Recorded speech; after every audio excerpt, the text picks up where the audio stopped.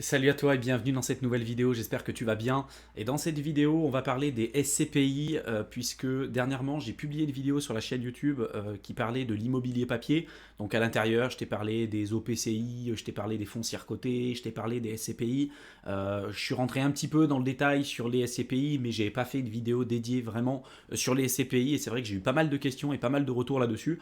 Donc je me suis dit, bah, pourquoi pas faire une vidéo complète et exclusivement dédiée aux SCPI. On va faire un horizon un petit peu d'investissement dessus, de se rendre compte si c'est toujours intéressant d'investir sur les SCPI, quels sont les différents risques, comment tu vas pouvoir les sélectionner, les sites qui vont te permettre de pouvoir avoir une vision un peu plus objective de ce qui se retrouve sur le marché, comment tu peux optimiser ta fiscalité, enfin voilà, il y a beaucoup de choses que j'ai préparées pour toi, donc vraiment reste jusqu'à la fin. Donc ce qu'il faut que tu saches, c'est que les SCPI, c'est tout simplement des entreprises qui vont nous permettre, nous en tant que particuliers, de nous exposer au marché de l'immobilier et d'avoir accès à un marché auquel nous on n'aurait pas accès en tant que particulier, comme par exemple du marché du bureau, les cliniques, les EHPAD, enfin voilà, quand tu investis dans des SCPI, tu investis dans le marché immobilier, mais ça t'ouvre tout un marché auquel toi tu n'aurais pas forcément accès au premier abord, et ça te permet de toucher des loyers tous les trimestres, puisque c'est en général tous les trimestres où tu vas recevoir des dividendes si tu possèdes des parts dans ces différentes SCPI. Donc au niveau du fonctionnement, c'est quand même plutôt simple, tu vas avoir d'un côté les investisseurs qui vont investir dans une SCPI, les SCPI qui vont investir dans des biens immobiliers en France ou à l'étranger, ça peut être dans de l'immobilier de bureau, ça peut être dans des logements, des commerces, etc.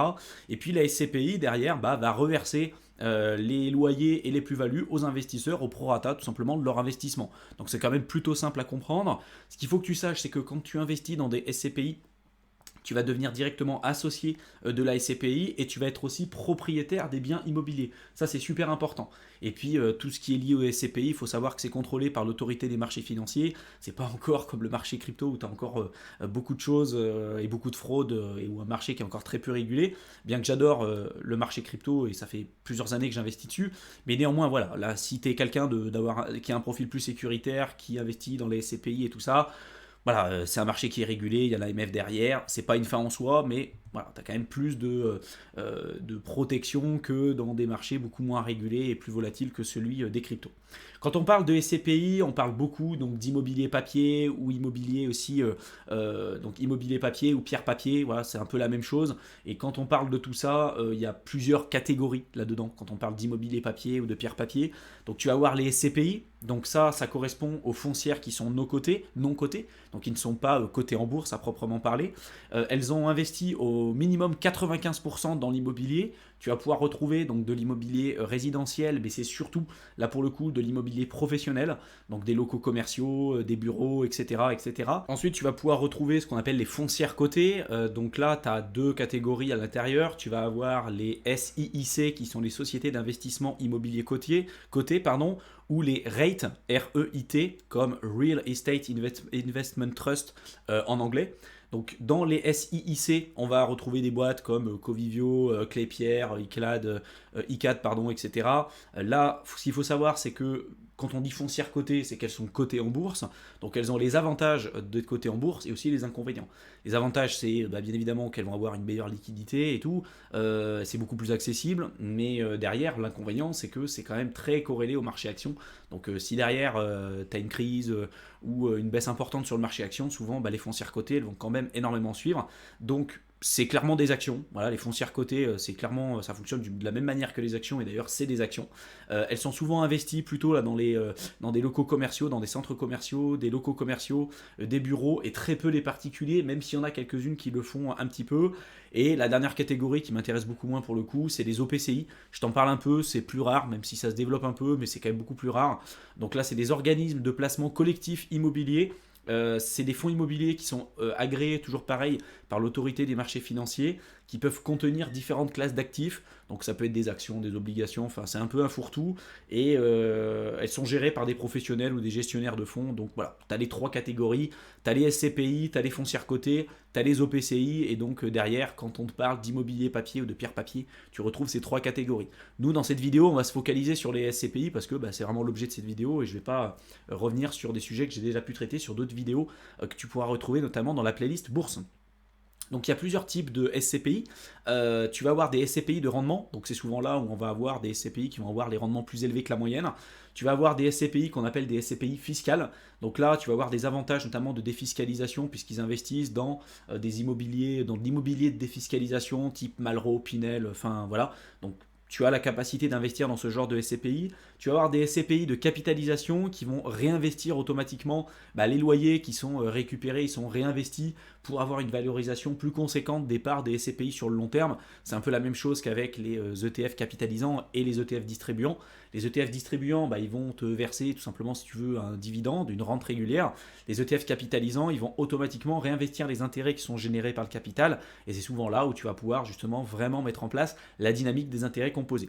Donc il existe aussi plusieurs segments de SCPI. Je t'ai parlé des plusieurs types de SCPI. Donc tu as les SCPI de rendement, les SCPI fiscales, les SCPI de capitalisation. Mais tu as plusieurs segments aussi de SCPI. Donc tu vas avoir les SCPI de bureau, donc l'immobilier notamment d'entreprise.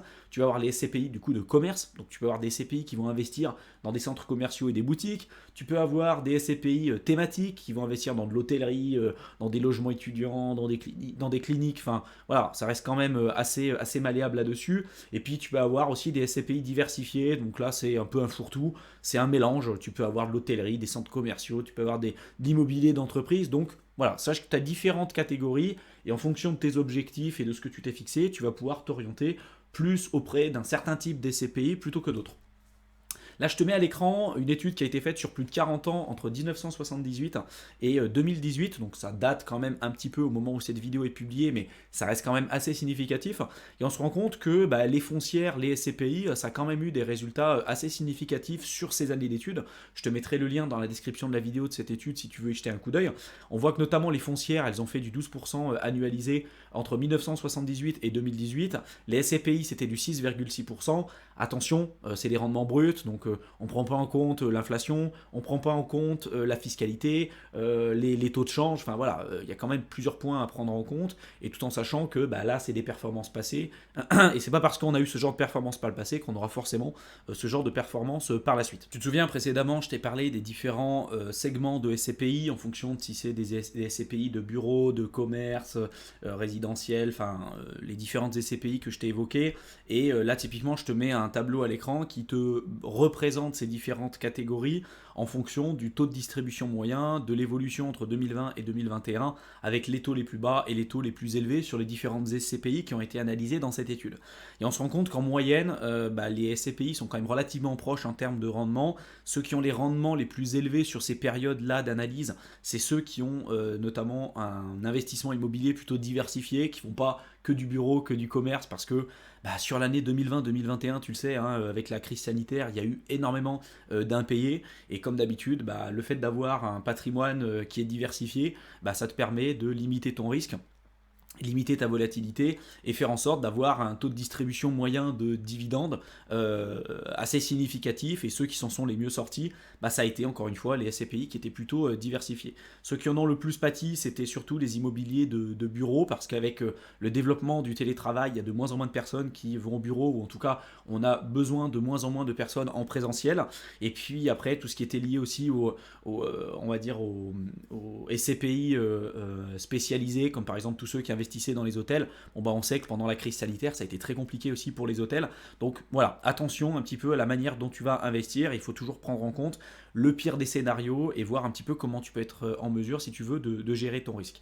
Mais en moyenne, on a un taux de distribution moyen, donc un taux de dividende et de versement qui est entre 4 et 5% sur l'année 2020-2021 entre les SCPI. Et là, c'est vraiment le versement, si tu veux, du dividende qui est caractéristique des loyers qui sont perçus par ces SCPI. Mais derrière, tu as aussi une valorisation en capital qui se fait parce que tes parts de SCPI, si on est amené à faire de l'achat, de la revente, racheter des nouveaux biens immobiliers, forcément que tes parts en SCPI vont être amenées aussi à prendre de la valeur avec le temps. C'est vraiment l'objectif. Il y a une autre étude aussi que je te présenterai, que je te mettrai dans le lien dans la description de la vidéo, qui te montre les performances des différentes SCPI qui ont été analysées durant cette étude au fur et à mesure du temps. Et tu vas voir plusieurs courbes. Donc tu vois les diagrammes là en bleu qui te montrent les performances, on va dire, moyenne des SCPI en prenant en compte à la fois la valorisation en capital et le versement des dividendes.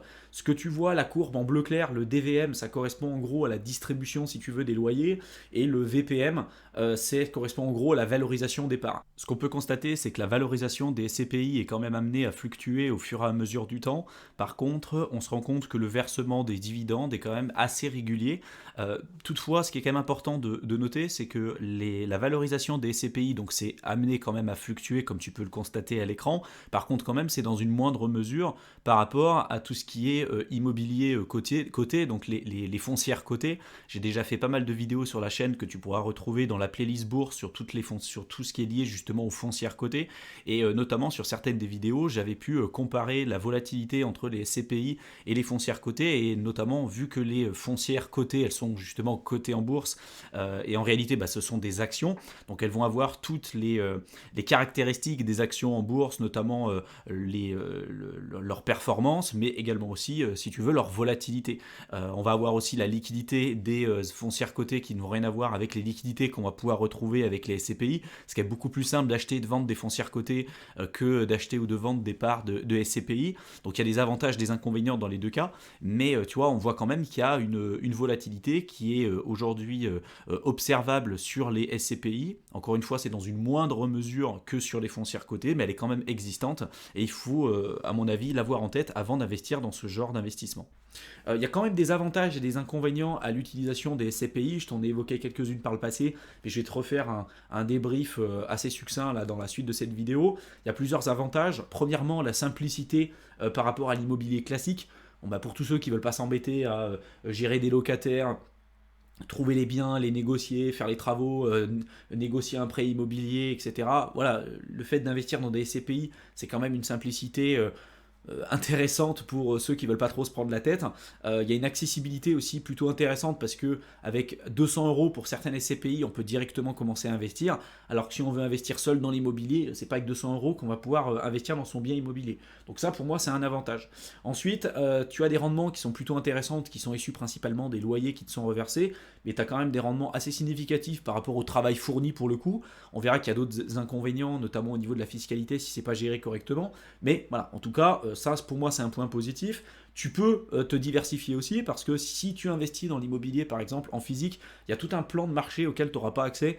Par exemple, l'immobilier, tu vois, dans les EHPAD, les hôpitaux, enfin tout ça c'est des milieux vraiment professionnels. Et derrière, si tu veux te diversifier dans ces classes d'actifs là, ou en tout cas dans ces secteurs là de l'immobilier, tu pourras le faire via les SCPI, ce qui peut être plutôt intéressant. Tu as une corrélation faible entre le marché des actions et les SCPI, contrairement aux foncières cotées. Donc ça pareil, si tu veux limiter ta volatilité et avoir des performances assez significatives sur le long terme, les SCPI, ça peut être un moyen pour toi d'y parvenir. Tu as la capacité aussi, contrairement aux foncières cotées, tu as la capacité de faire un emprunt immobilier, donc d'utiliser l'effet de levier bancaire pour investir dans des SCPI, parce qu'il faut savoir que les SCPI, elles n'ont pas la capacité d'emprunter de l'argent pour investir dans des biens immobiliers. C'est des gens comme toi et moi qui peuvent le faire pour investir dans des SCPI, mais voilà, ça tu serais capable de le faire avec les SCPI, mais tu ne seras pas capable de le faire avec les foncières cotées pour des raisons évidentes, à cause de la volatilité. Au niveau des SCPI, tu as bien évidemment des inconvénients. Premier, donc tu es soumis à l'impôt sur la fortune immobilière, pour peu que ça puisse te concerner, mais voilà, sache que si un jour tu arrives à un certain niveau de patrimoine, tu seras soumis à l'impôt sur la fortune immobilière, ce qui n'est pas le cas pour tous les autres immobiliers papier, et notamment pour les foncières cotées, je crois que tu n'as pas d'impôt sur la fortune immobilière. Au niveau des inconvénients, tu as une liquidité qui est plus faible. C'est aussi à prendre en compte et à analyser en fonction de ton profil de risque, mais avec les foncières cotées, tu as plus de volatilité, mais tu as une liquidité plus importante parce que tu as la liquidité des de l'investissement financier et du marché financier classique. Alors que là, vu que c'est pas coté en bourse, si tu veux revendre ton immobilier SCPI, c'est quand même un peu plus difficile. Par contre, tu vois, c'est toujours ces propos sont toujours à prendre avec des pincettes parce que si je veux comparer la liquidité des SCPI avec la liquidité de l'immobilier classique, on peut se dire, bah, l'immobilier classique, c'est moins liquide que les SCPI, mais ça va dépendre de ton endroit. Tu vois, typiquement, tu achètes un truc en plein centre de Lyon ou en plein centre de Paris, dans la journée, ton bien, s'il est bien placé, tu vas le vendre. Ça posera pas de problème, pour peu que tu répondes aux exigences du marché. Il n'y aura pas de problème, tu vas le vendre très rapidement. Ta SCPI, ça peut prendre beaucoup plus de temps. Par contre, si tu investis dans de l'immobilier un peu plus rural, à la campagne et tout, en physique, bon bah oui, ça va prendre peut-être plus de temps pour le vendre, ça sera moins liquide qu'une SCPI. Donc tu vois, c'est toujours un spectre, c'est toujours un gradient à prendre en compte, et puis il n'y a pas une réponse absolue. Mais si on le compare par rapport aux foncières cotées, oui, tu as une liquidité plus faible sur les SCPI que sur les foncières cotées. Tu as des frais importants, ça paraît, on sera amené à en parler plus tard, mais tu as quand même des frais significatifs, et comme tous les produits clés en main, sur lesquels tu n'as pas vraiment de boulot à faire, si ce n'est juste que d'ouvrir un compte et de placer ton argent, souvent, tu as quand même des frais importants, des frais d'entrée, des frais de sortie, des frais de gestion, fiscalité, tout ce qui est lié à l'inflation et tout ça. Donc, entre le rendement brut que tu es capable d'avoir et le rendement net que tu as vraiment dans ta poche, souvent, tu as quand même un fossé. Donc, attention, mais ça, on en parlera un petit peu plus tard. Et enfin, au niveau des inconvénients, la fiscalité, ça pareil, on en reparlera, mais tu es imposé à l'impôt sur le revenu et les prélèvements sociaux. Et tu as des moyens pour optimiser ta fiscalité, mais si tu ne le fais pas correctement, ça peut faire relativement mal. Donc là, on va parler des frais parce que c'est un point important des SCPI. Tu as beaucoup de frais et il faut vraiment que tu sois très vigilant là-dessus parce que bah, forcément, les frais, ça va venir rogner très fortement ta rentabilité. Donc tu as des frais notamment de souscription ou des frais d'entrée qui peuvent aller entre 7 jusqu'à 12% en fonction des SCPI. Tu as des frais de gestion. Les frais de gestion, ça peut aller entre 10 et 12% des loyers encaissés, ce qui est pour moi encore significatif.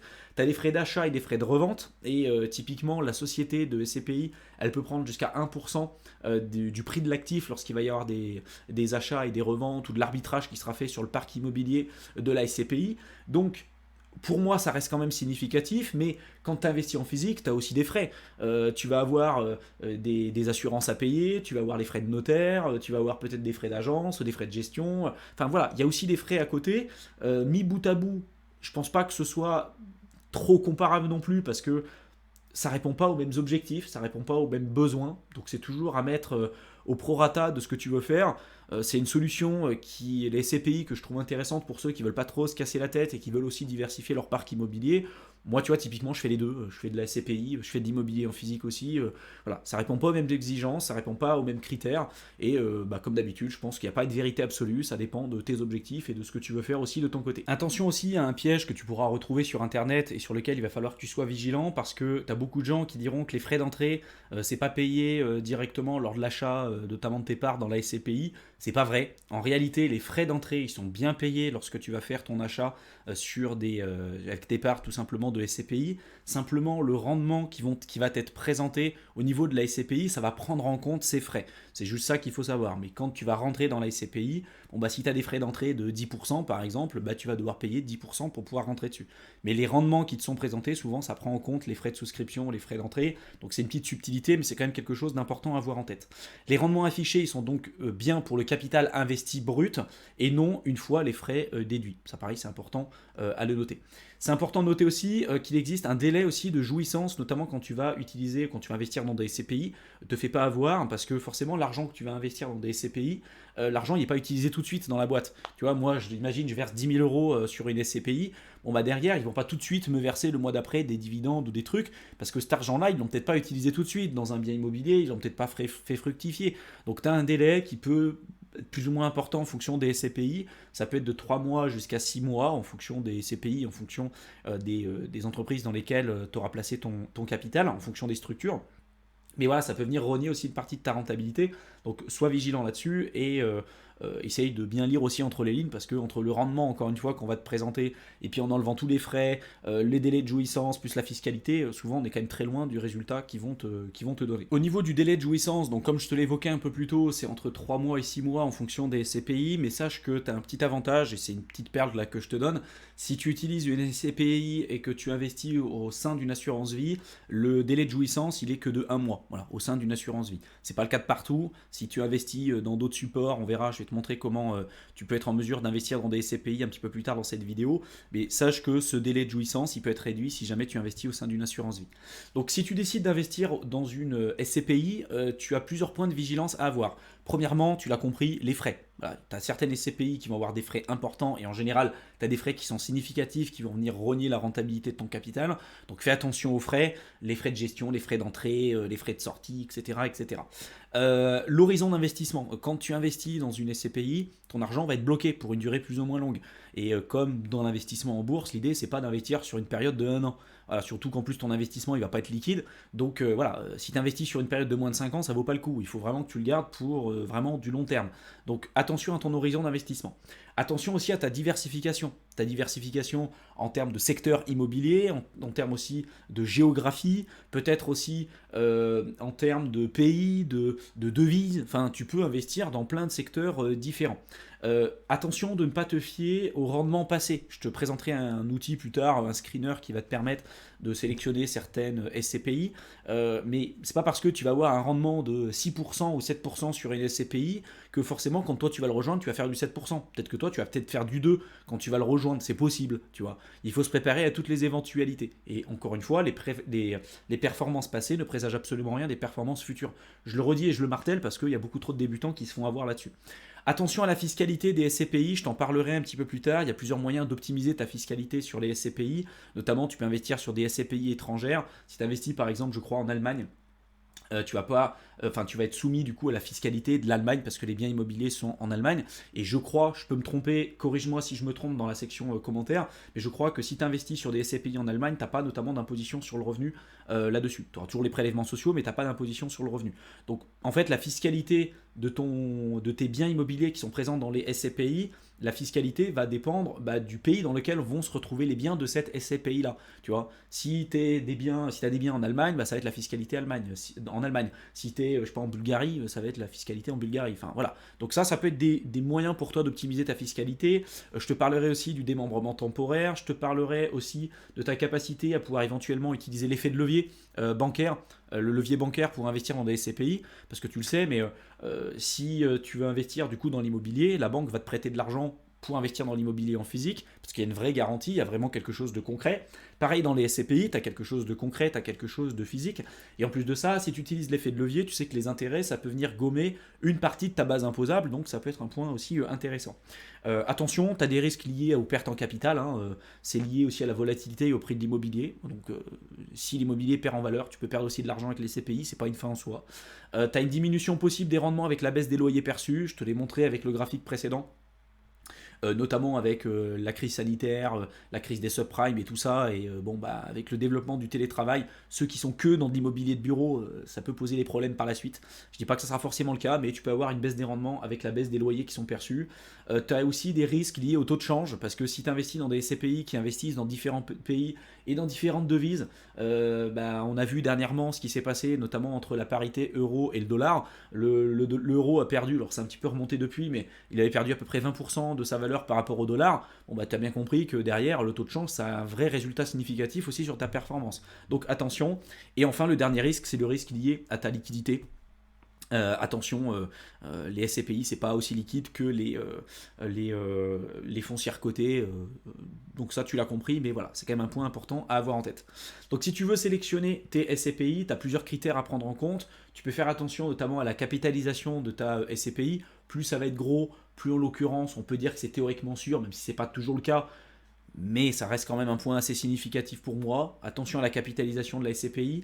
Attention à ta diversification, c'est-à-dire que moi je fais attention quand j'investis dans des SCPI, du nombre d'immeubles, du nombre de locataires, du nombre d'impayés, de la zone, du secteur géographique, enfin voilà, tout ça c'est des points qui sont importants pour moi. Attention à la réputation aussi de la société de gestion, parce que si tu as une société de gestion qui gère mal les biens, qui récupère pas les loyers, sur lesquels tu as un taux de versement de dividendes qui est pourri, enfin voilà, tu vas clairement pas investir dessus.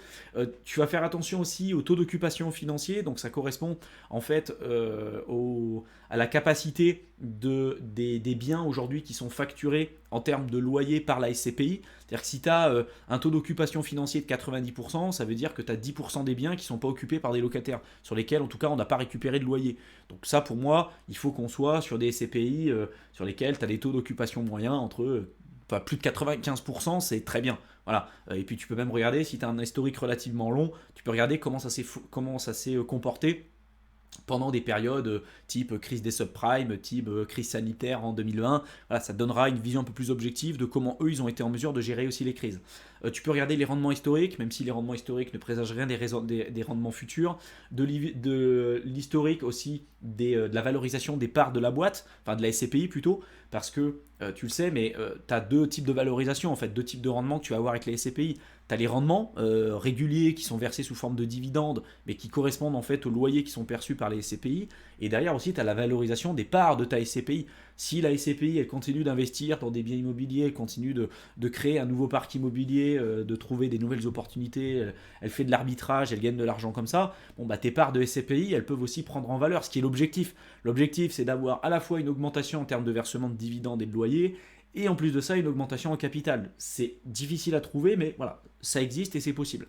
Et enfin, attention aussi à certaines barrières d'entrée que tu peux retrouver sur les SCPI. Tu peux avoir un investissement minimal sur certaines boîtes.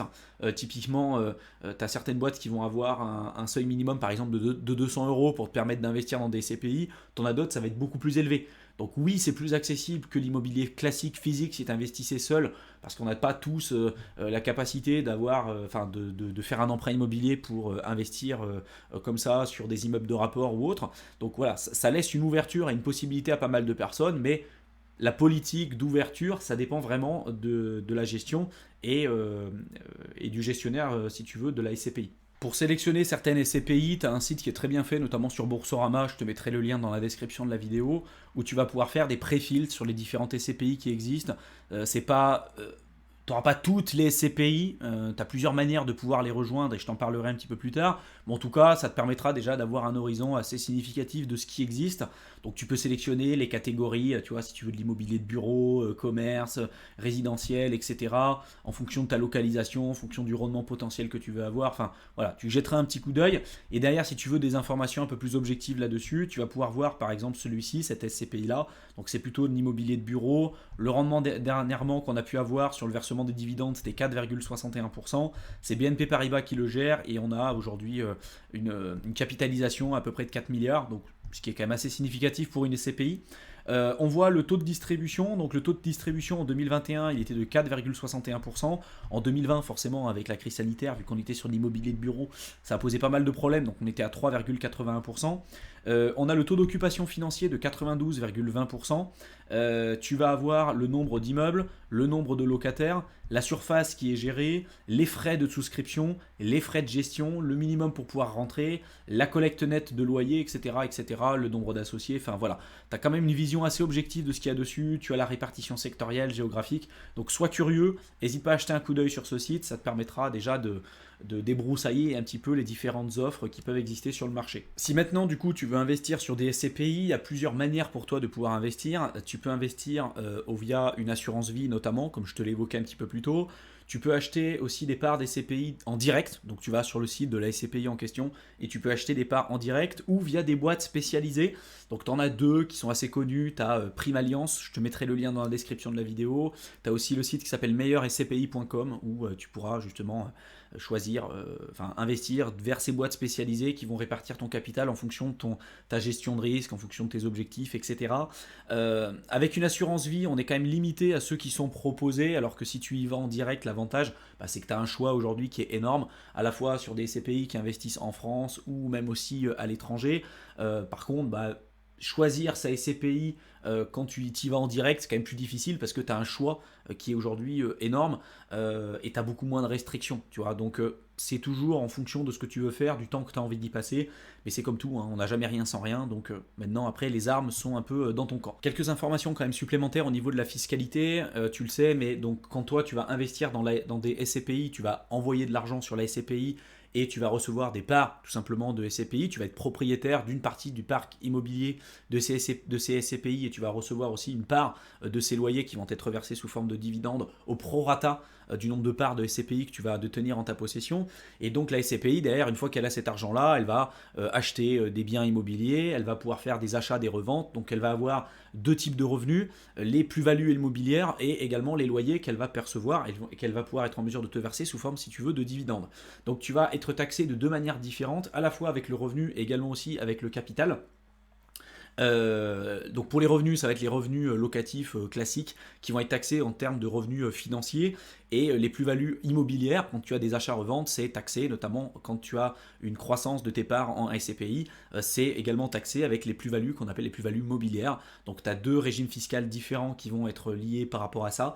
Tu vas avoir l'impôt sur le revenu, notamment pour tout ce qui va être lié pour les revenus locatifs et les versements de dividendes. Donc tu vas avoir une taxation au barème progressif de l'impôt sur le revenu si tu optes pour cette option-là, en fonction de ta tranche marginale d'imposition, mais de manière générale, par défaut, tu vas être plutôt lié au prélèvement forfaitaire unique, donc 12,8% d'impôt sur le revenu et 17,2% de prélèvements sociaux. Donc soit tu as, on va dire, une tranche marginale d'imposition qui te permet d'avoir des optimisations de ce côté-là, et d'avoir une imposition plus faible que le prélèvement forfaitaire unique classique de 30%.